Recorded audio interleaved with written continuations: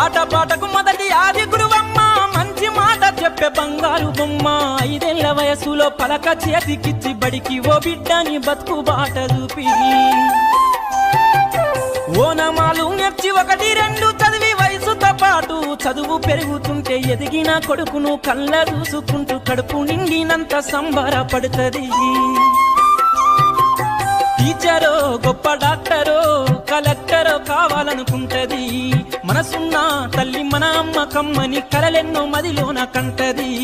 జన్మనిచ్చిన అమ్మ రాతి బొమ్మ కాదు, జగమంత జన్మంత కొలిచేటి దైవము అమ్మా.